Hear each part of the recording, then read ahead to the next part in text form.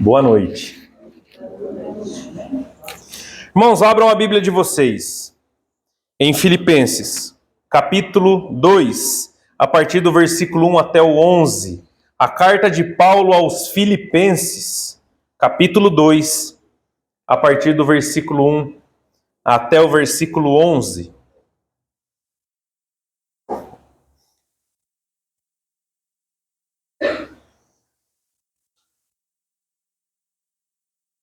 Filipenses, capítulo 2, versículo 1 a 11. Todos acharam? A maioria? Então assim diz a palavra do Senhor. Se por estarmos em Cristo nós temos alguma motivação, alguma exortação de amor, alguma comunhão no Espírito, alguma profunda afeição e compaixão, completem a minha alegria, tendo o mesmo modo de pensar e no mesmo amor, e um só Espírito e uma só atitude. Nada façam por ambição egoísta ou por vaidade, mas humildemente considerem os outros superiores a vocês mesmos. Cada um cuide não somente dos seus interesses, mas também dos interesses dos outros. Seja a atitude de vocês a mesma de Cristo Jesus, que, embora sendo Deus, não considerou que o ser igual a Deus era algo que devia pegar-se, mas esvaziou-se a si mesmo, vindo a ser servo, tornando-se semelhante aos homens. E sendo encontrado em forma humana, humilhou-se a si mesmo e foi obediente até a morte, e morte de cruz. Por isso Deus o exaltou à mais alta posição, e lhe deu o nome que está acima de todo nome, para que ao nome de Jesus se dobre todo joelho nos céus, na terra e debaixo da terra, e toda língua confesse que Jesus Cristo é o Senhor, para a glória de Deus Pai. Oremos. Senhor, muito obrigado, Pai, por este culto até aqui, Senhor, pelas mensagens, Pai, que nós cantamos em forma de música, Senhor, de melodia. Te agradecemos, Pai, pelas pessoas que estão aqui, e agora eu peço que o Senhor me use como uma ferramenta, Pai, para a edificação da Tua igreja. Não leve em consideração, Pai, as minhas limitações, porque sou apenas um homem, não passo disso. Mas o Teu Santo Espírito está aqui para falar com a Tua igreja, então que o Senhor me use essa noite, Senhor, para que nós possamos ser fortificados pela Tua palavra. É essa oração que nós fazemos em nome de Jesus. Amém. Irmãos, todos nós aqui estamos acostumados com o termo igreja, não é? Talvez o termo igreja, ele é conhecido, acho que em todos os cantos do mundo. O termo igreja é muito conhecido, todos aqui são familiarizados com esse termo. Quando nós falamos em igreja, muitas pessoas já entendem ou pensam que igreja é um local onde as pessoas se reúnem para adorar a Deus e ouvir a palavra de Deus. A primeira coisa que vem quando nós falamos sobre igreja é um local onde nós estamos aqui louvando e adorando o nome de Deus. Porém, nós vemos, quando nós falamos sobre Bíblia, o sentido de igreja não está falando sobre construções, não está falando sobre belas edificações em alvenaria, não está falando sobre sistemas de segurança, ar-condicionado, cadeira estofada, instrumentos bons. Não estamos falando sobre isso quando nós olhamos para o termo igreja, biblicamente falando. O termo igreja, ele se refere no Novo Testamento ao povo de Deus. O povo de Deus é a igreja. Então nós temos que entender que, pela fé, todos aqueles que foram salvos por Cristo compõem a igreja de Jesus. E a Bíblia nos compara também a igreja como um corpo. Hoje de manhã também nós falamos sobre isso, que nós somos o corpo de Cristo, a qual Ele é o cabeça do corpo. Nós somos membros, cada um com a sua característica, com os seus dons, e por isso o corpo ele é completo. Então nós vamos falar hoje, nessa noite, irmãos, sobre esse texto a qual mostra que, para nós que somos igreja, agora eu não estou falando sobre igreja e edificação, mas sobre mim e sobre você, nós vamos falar que o padrão de vida que nós temos que seguir é Cristo. Paulo certa vez disse: sede meus imitadores, como eu sou de Cristo. Cristo, ele é o padrão para a igreja, nada além de Cristo. Cristo é o varão perfeito que a Bíblia diz, ele é o homem perfeito, ele é o justo de Deus, então ele é o padrão para nós que somos igreja. Então nós vamos analisar esse texto e tentar entender algumas lições e tentar seguir, entender características de Cristo que nós temos que colocar no nosso dia a dia. Porque estar aqui, ouvir a palavra e nada mudar na sua vida, muitas vezes chega a ser perda de tempo. A Bíblia é para ser ouvida, aprendida e praticada. A Bíblia ela tem que fazer diferença na nossa vida prática e não apenas no campo do nosso conhecimento. Bom, esse texto ele foi escrito por Paulo. Paulo ele escreve essa carta por volta do ano 50, 51 da era cristã, quando ele estava preso em Roma. Aqui Paulo estava na sua primeira prisão em Roma, porque hoje nós falamos que ele estava preso em outra prisão em Roma. Paulo foi preso 2 vezes em Roma, e essa era a sua primeira prisão, a qual ele estava preso numa casa, uma prisão domiciliar. Paulo estava preso lá e ele recebe a visita de um irmão chamado, um nome muito bonito inclusive, Epafrodito. O nome do irmão era Epafrodito e ele vai visitar Paulo porque ele era da igreja dos Filipenses. E ele então começa a conversar com Paulo ali, ele começa a contar as histórias que estavam acontecendo na igreja. É bom nós entendermos que a igreja de Filipenses, dos Filipenses, era uma igreja que sempre apoiava Paulo nas suas viagens missionárias. Era uma igreja que contribuía com valor financeiro. Era uma igreja que, quando Paulo estava preso, sempre levavam coisas para ele para amenizar o seu cárcere ou o seu sofrimento na prisão. Era uma igreja parceira de Paulo. Só que então Epafrodito ele chega ali na prisão e ele começa a contar as coisas da igreja para Paulo, que foi o fundador da igreja.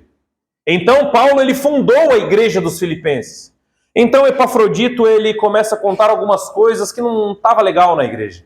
Olha, Paulo, está acontecendo algumas coisas lá e nós precisamos que você, sendo Paulo, você possa nos orientar.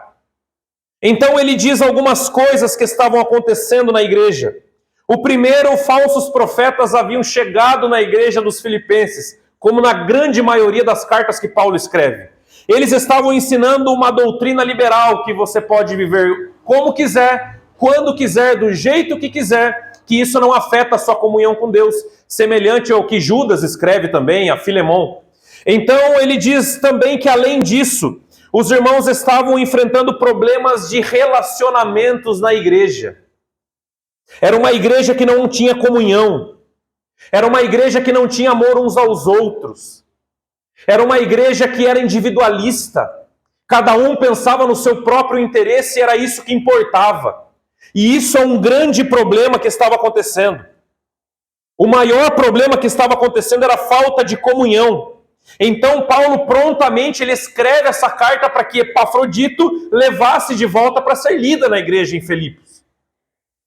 Porque Paulo sabia que uma igreja que não tem unidade, ela é separada, é uma igreja que está caminhando para a sua destruição.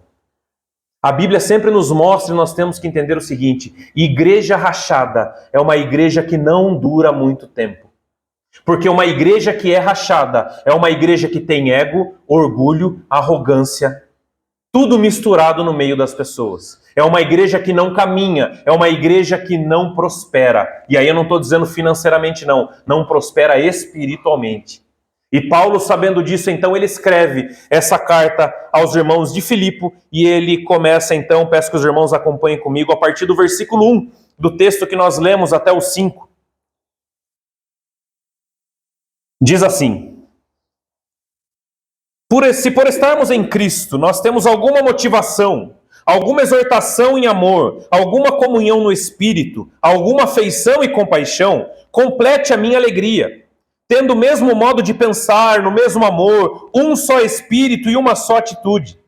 Nada façam por ambição egoísta ou por vaidade, mas humildemente considerem os outros superiores a vocês mesmos. Cada um cuide não somente dos seus interesses, mas também dos interesses dos outros. E seja a atitude de vocês a mesma de Cristo Jesus. Então ele diz aqui, ele começa dizendo para os irmãos não serem egoístas. Olha, não sejam egoístas e nem sejam ambiciosos. Se preocupe um com os outros, se preocupe em saber se o outro está precisando de alguma coisa. Não cuide apenas daquilo que diz respeito a você, mas procure olhar para o seu lado e ver que tem pessoas do seu lado que muitas vezes estão passando por problemas também. Irmãos, a Bíblia ela nos manda, nós que somos crentes, termos empatia. O que é empatia? Empatia é quando eu me coloco no lugar do outro. Empatia é quando eu paro de olhar apenas para o que eu quero fazer e os meus desejos e começo a olhar para a vida do outro. Viver em igreja não dá para viver de forma individual, de forma egoísta, de forma arrogante, de forma orgulhosa. A Bíblia diz que Deus se opõe aos orgulhosos, ele se opõe. Se opor ali é na questão de se tornar um inimigo, uma afronta. Você gostaria de ser afronta de Deus? Você gostaria de ser um inimigo de Deus? Porque Deus se opõe aos orgulhosos. Então Paulo começa dizendo, irmãos, não hajam dessa forma. Como uma igreja pode viver, se viver toda despedaçada? A Bíblia diz que nós somos o corpo de Cristo. Quando você quebra o seu pé, quem aqui já quebrou o pé? Levanta a mão. Ninguém quebrou o pé. O irmão Francisco, todo mundo quebrou o pé agora. Quando você quebra o pé e vai no hospital, você deixa a sua perna oposta em casa e vai só com o pé quebrado? Você deixa o seu braço em casa e vai só apenas com o membro danificado? Todo o seu corpo vai junto. Porque quando um membro está doente ou quando um membro está com problemas, todo o corpo sofre junto. E nós somos o corpo de Cristo e cada um de nós somos os membros desse corpo. Temos que olhar para o lado e ver que tem pessoas precisando de nós. Pessoas que estão precisando muitas vezes de um conselho. Pessoas que estão precisando de uma conversa e muitas vezes apenas desabafar. Eu atendo algumas pessoas mesmo, em quantidade grande até, que às vezes só vêm falar comigo porque querem desabafar. Apenas querem colocar para fora os seus problemas, coisa que não consegue fazer na casa, coisa que não consegue fazer em qualquer outro lugar, apenas precisa falar porque está com problemas e não sabe mais lidar com esses problemas. Só que nós jamais vamos perceber isso na vida do nosso irmão se nós não perguntarmos, irmão, você está precisando de alguma coisa? De verdade, não é apenas aquele clichê que muitas vezes nós usamos, e aí, tá tudo bem? E aí, tá precisando de alguma coisa? Se precisar, só falar. Mas realmente, olha, eu estou falando, fale mesmo para mim, se precisar de alguma coisa, estou aqui. Irmãos, não existe igreja sozinho, você não é igreja sozinho, eu não sou igreja sozinho. Ninguém aqui é melhor do que ninguém aqui é mais pecador do que o outro. Todos nós estamos no mesmo pé de igualdade. Todos nós necessitamos das misericórdias de Deus, todos nós necessitamos. Não tem ninguém aqui mais santo que o outro. E nós, a Bíblia diz que nós temos que andar em comunhão com os irmãos para que uns suportem os outros. Olha, Paulo diz, suportem uns aos outros. E Paulo não está dizendo aqui o suportar naquela questão, poxa, eu não gostaria de estar com o irmão Leandro, mas eu vou suportar ele, vai. É um exemplo, tá, Leandro?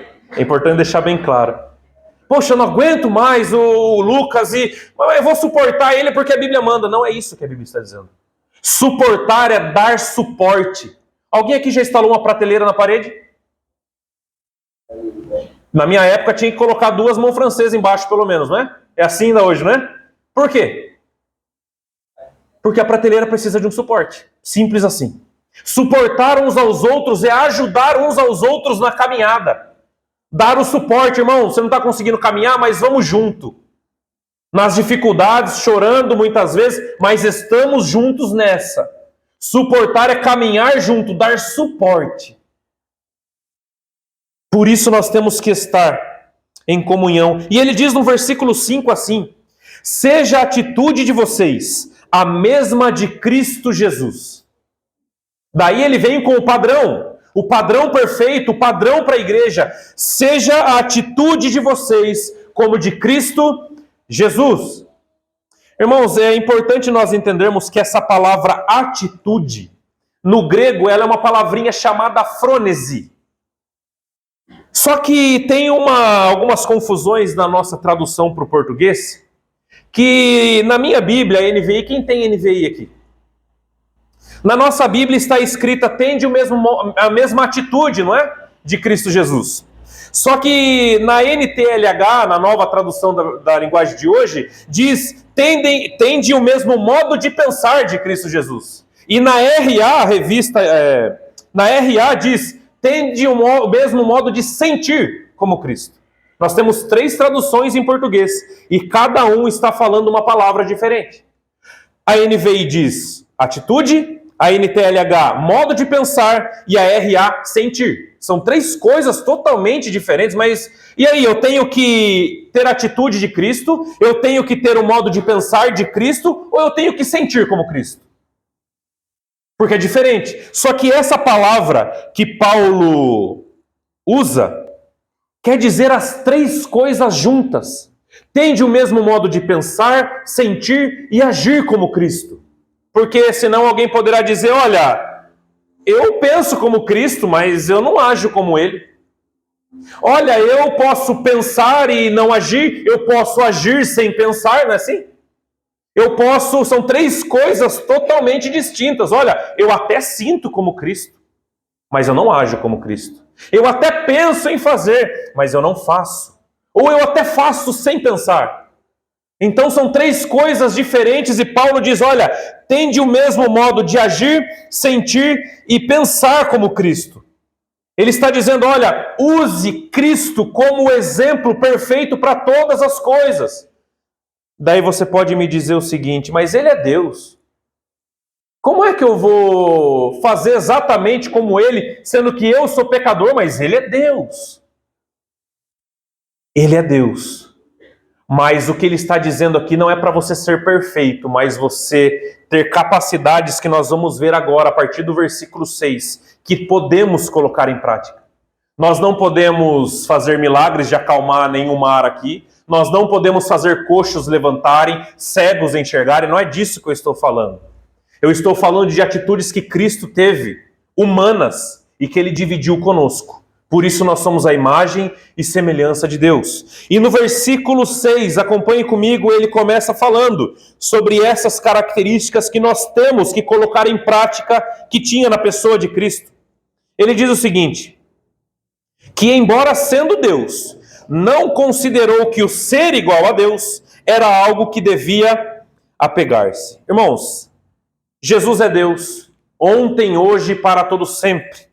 Jesus, ele é o próprio Deus. Hoje pela manhã nós falamos sobre Colossenses 1, onde diz que ele é a imagem do Deus invisível. Ele é o soberano sobre toda a criação, pois nele foram criadas todas as coisas nos céus e na terra. E nada do que foi feito teria sido feito sem ele. Ou seja, Cristo é soberano, ele é Deus. Só que ele não se apegou no fato de ser igual a Deus.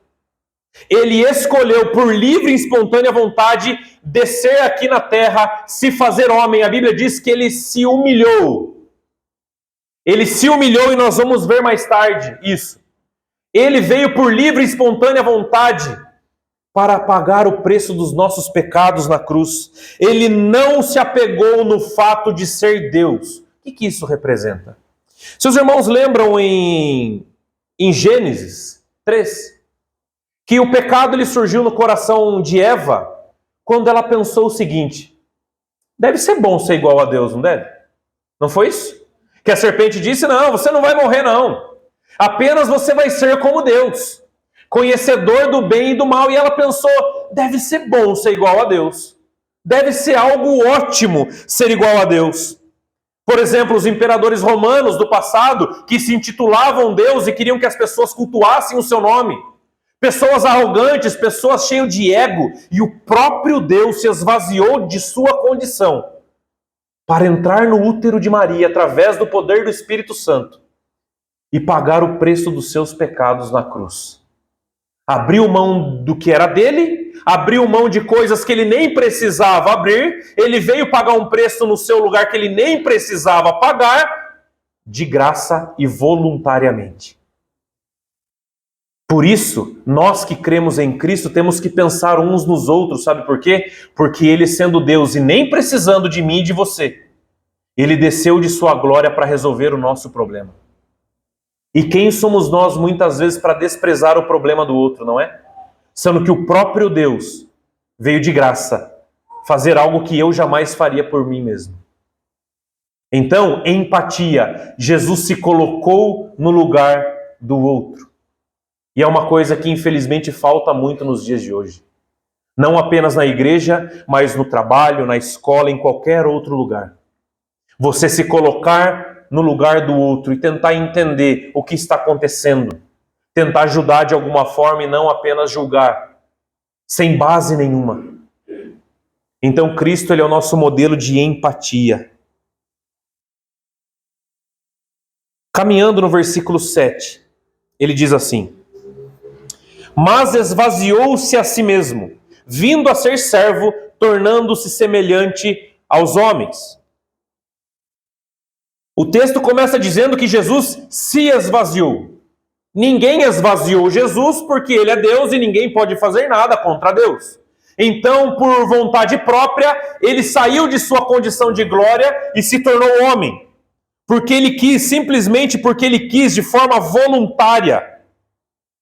Portanto, nós temos que entender que nós temos que ser servos uns dos outros, porque ele veio para ser servo.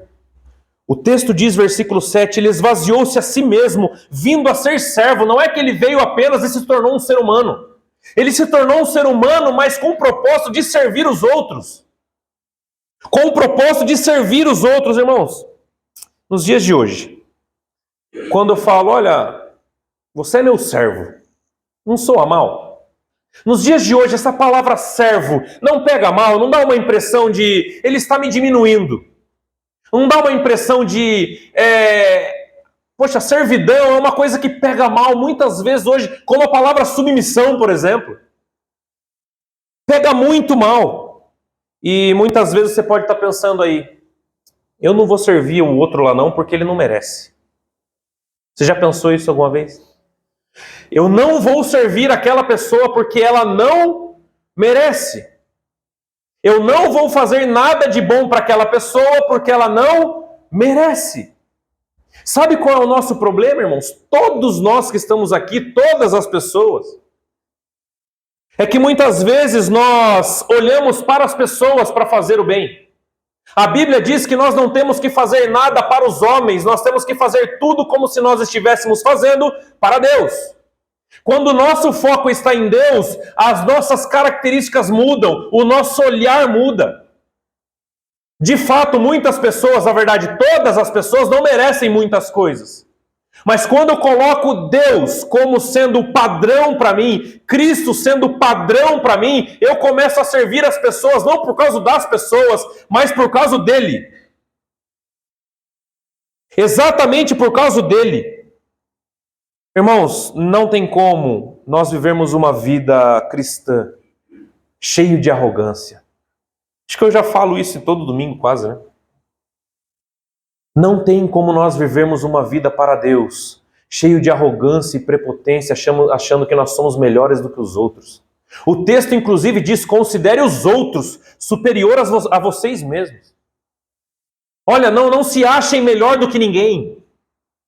Não se achem melhor do que vocês são. Sirva as pessoas. Uma vida cristã sem serviço, sem servidão, não é vida cristã. Não é vida cristã. Irmãos, vocês já pararam para pensar que um dos maiores símbolos do ministério de Jesus foi uma bacia e uma toalha? Você já parou para pensar que o Rei do Universo, Criador dos céus e da terra, desceu aqui e lavou os pés de 12 pessoas corrompidas pelo pecado, inclusive um deles, poucas horas depois, iria trair ele? Ele, sendo Deus, foi servo para nos mostrar que nós temos que servir uns aos outros. Não tem motivo algum para nós aqui não queremos estar junto com os outros e servir uns aos outros, não há motivo. Se o próprio Deus fez isso, se o próprio Deus fez questão, inclusive Pedro disse, não, o Senhor não vai lavar os meus pés, não é isso que Pedro disse? O que Jesus disse para ele? Você não entende agora o que eu estou fazendo, mas é necessário. Não, mas o Senhor não vai lavar o meu pé. Então Jesus disse, se eu não lavar o seu pé, você não tem parte comigo. Daí Pedro exagera, então lave também meus braços, me lave todo, não lava só o pé não. Se preocupe mais com os outros, irmãos. Você sabia que você um dia foi motivo de oração de alguém? Um dia alguém orou por você? Um dia alguém visitou você? Um dia alguém conversou com você e falou da palavra de Deus para você? E o que nós temos feito pelos outros? O que nós temos feito? Será que não tem ninguém próximo de você no meio em que você vive? Que muitas vezes está ali precisando de uma atenção da sua parte, mas você tão preocupado com os seus afazeres e com o que interessa para você, você deixa isso passar como se não estivesse ninguém do seu lado. A Bíblia nos chama para nos importarmos uns com os outros. Versículo 8, ele continua e diz assim: e sendo encontrado em forma humana, humilhou-se a si mesmo e foi obediente até a morte, e morte de cruz. Primeiro a Bíblia diz que ele se esvaziou e agora que ele se humilhou. Não apenas ele se esvaziou e lavou os pés dos seus discípulos sendo servo, como também se humilhou, sendo pregado numa cruz. Irmãos, a cruz onde os romanos crucificavam as pessoas da época era apenas para as pessoas mais terríveis da época. Para estupradores, ladrão, assassinos de crianças. E ele se humilhou, se permitiu ser pregado numa cruz junto com pessoas que não cabem na mesma frase que ele. Tudo isso ele fez por mim e por você. Humilhou-se até a morte de cruz. Na noite anterior à sua crucificação, ele disse: Pai, afaste de mim esse cálice, mas que não seja feita a minha vontade, mas a sua. Sabe o que é isso, irmãos? Submissão total a Deus. Ele sabia o que ele enfrentaria no dia seguinte. E ele pede: Senhor, afasta de mim esse cálice. Porque ele estava em forma humana. Ele sentiu dores, assim como nós. Senhor, afasta de mim esse cálice. Mas se é essa a tua vontade, então que se cumpra, porque a tua vontade é mais importante que a minha. Será que nós falamos isso para Deus? Será que nós oramos assim para Deus? Senhor, que seja feita a tua vontade na minha vida. Ou as nossas orações é sempre eu quero, eu preciso, eu quero, e tem que ser para ontem, porque se não for para ontem eu me revolto. Entender a vontade de Deus para a nossa vida faz parte de alguém maduro na fé. Se humilhou até a morte de cruz. Sem dizer uma só palavra, diz o profeta Isaías. Ele foi manso como um cordeiro para a cruz. Manso como uma ovelha para a cruz. Inclusive, quando agarraram Pedro prontamente, ele pega a espada e corta a orelha do soldado que estava acompanhando o sumo sacerdote. Então Jesus diz: Pedro, não precisa disso. Você não sabe que se eu estalar nos meus dedos, legiões de anjos vêm ao meu favor? Ou seja, que ele estava dizendo: eu posso sair dessa situação a hora que eu quiser. Ninguém está me levando para a cruz, eu estou indo porque é voluntário. Quem crucificou Jesus? Talvez você pense: Judas, Caifás, Pilatos. Quem foi que pregou Jesus na cruz? Ele foi voluntariamente porque ele quis. Ele foi voluntariamente, e nisso consiste o amor de Deus por você e por mim. Porque se não fosse isso, todos nós iríamos para o inferno. Todos nós.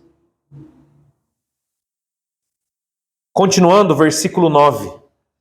Ele diz: e por isso Deus o exaltou à mais alta posição, e lhe deu o nome que está acima de todo nome. Você reparou que a Bíblia diz que ele se esvaziou, ele se humilhou, ou seja, a si próprio, mas a Bíblia não diz que ele se exaltou. A Bíblia diz quem exaltou ele aí no versículo 9? Quem? Deus. Ele se humilhou, se esvaziou, mas ele não se exaltou. O próprio Deus não exaltou a si mesmo. Sabe o que isso quer dizer, irmãos? É um princípio muito importante das Escrituras. Que os exaltados serão humilhados e os humilhados serão exaltados. Hoje nós vivemos numa geração, antes também tinha, mas hoje acho que isso está potencializado pela internet, por muitas coisas, que é muito mais fácil. As informações, as imagens, tudo é mais fácil. Propagandas, hoje nunca se pagou tanto por propagandas.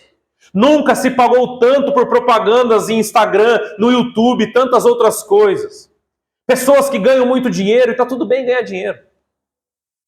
Mas pessoas que se exaltam como se fossem deuses. Pessoas que se exaltam nas mídias sociais como se fossem pessoas extremamente poderosas. E não passam de pecadores que não conseguem olhar para dentro delas mesmas e reconhecer que sem Cristo o dinheiro não adianta de nada, o carro de luxo não adianta de nada, o emprego e a carreira não adianta de nada.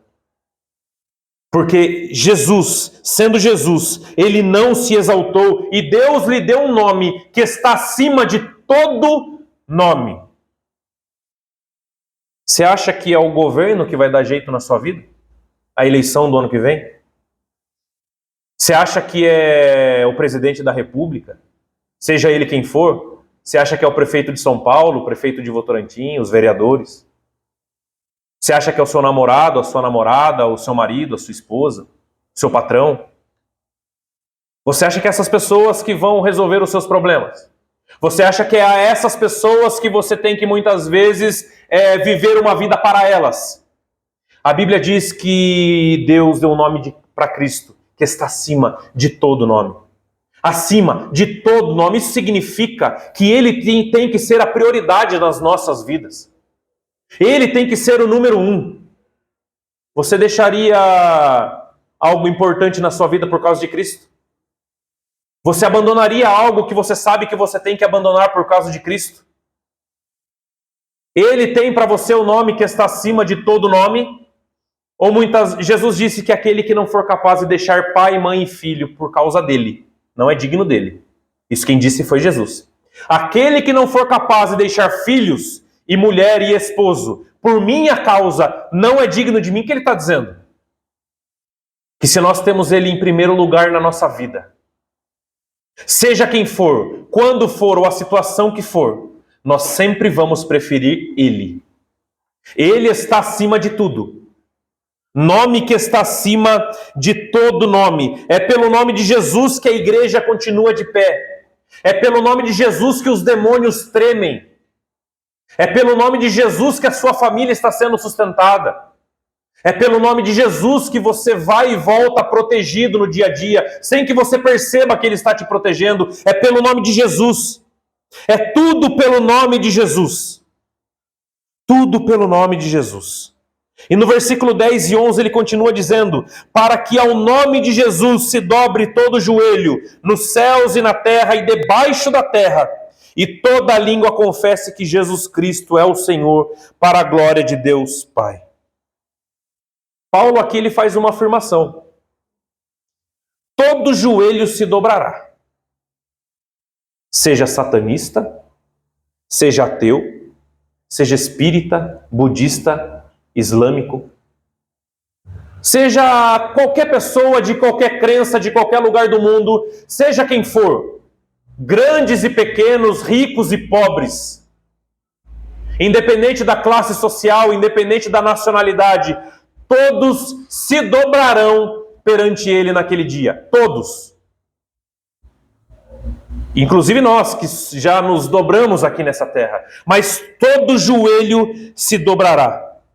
Todo joelho confessará no dia do juízo final que Jesus Cristo é o Senhor. Todos nós. Mas é importante nós ressaltarmos uma coisa. Se você dobrar o seu joelho aqui, quando você chegar naquele dia, você ouvirá a frase de Jesus: vinde benditos de meu Pai, para o reino que eu preparei para vocês, desde antes da fundação do mundo. Agora, se você dobrar o seu joelho apenas lá naquele dia, e partir dessa vida aqui sem dobrar os seus joelhos a Ele, você ouvirá outra frase: afastem-se de mim, malditos, para o fogo eterno preparado para o diabo e os seus anjos. Que você vai dobrar o seu joelho, você vai. Isso é o texto que está dizendo. Mais cedo ou mais tarde, você vai dobrar o seu joelho. Você vai dizer que Jesus Cristo é o Senhor. Toda língua confessará que Ele é o Senhor. A grande questão é, quando você vai fazer isso? Ainda em vida aqui nessa terra ou apenas naquele dia? Porque naquele dia você vai estar de frente com Ele e você não vai precisar ter fé, né? Você vai estar de frente com o trono, diante do Deus todo soberano, e você vai dizer, Cristo é o Senhor. Só que naquele dia não adianta mais nada. Não adianta absolutamente nada. Você já dobrou os seus joelhos para Deus? Você já dobrou os seus joelhos e confessou com a sua boca que Jesus Cristo é o Senhor, ainda aqui? Nós não sabemos quantos dias nós temos mais de vida. Nem eu, nem você, nem você, nem você, e assim sucessivamente. Ninguém aqui tem a senha, ou alguém tem? Alguém tem alguma senha celestial aí? No dia tal, fulano de tal estará sendo levado? Não, ninguém tem. Se você já dobrou os seus joelhos e creu em Cristo nessa terra, irmão, não tenha medo da morte. Não tenha medo da morte. Porque Paulo, inclusive, ele diz o seguinte: eu queria morrer ou partir e estar com Cristo, que é muito melhor. Não é isso que Paulo diz? Eu queria estar com Cristo, que é muito melhor. Mas convém que eu ainda continuo no corpo por causa da igreja. Se você já dobrou os seus joelhos para Cristo, irmãos, viva a sua vida despreocupado, feliz. No dia que chegar o dia da sua partida, você estará com Ele na glória dos céus. Agora, se você espera um momento oportuno, se você espera o melhor momento, ou acha que não deve ser agora, ok, cada um tem a sua decisão. Só que se você partir sem crer em Jesus Cristo nesta vida, não adianta chorar amanhã quando você estiver lá e der de cara com Ele. Se tem alguém que falou sobre o inferno na Bíblia, eu sempre digo, essa pessoa foi Jesus. Foi a pessoa que mais abordou sobre a condenação na Bíblia. Então não é algo que nós temos que deixar passar batido. A vida cristã não está baseada no que você vai ganhar, no que você vai ter, no que você vai conquistar. Está baseada em salvar a sua vida da condenação do inferno. Esse é o Evangelho. Então que nós possamos, nós que já somos crentes, entender que nós precisamos viver em comunhão. Ajude uns aos outros, se submeta uns aos outros. Sirva uns aos outros, porque Jesus deu o exemplo para nós. Tire toda a arrogância do seu coração, todo o ego, toda a prepotência. Agora, se você não creu em Jesus, não espere mais, porque amanhã pode ser tarde para você. Abaixe sua cabeça.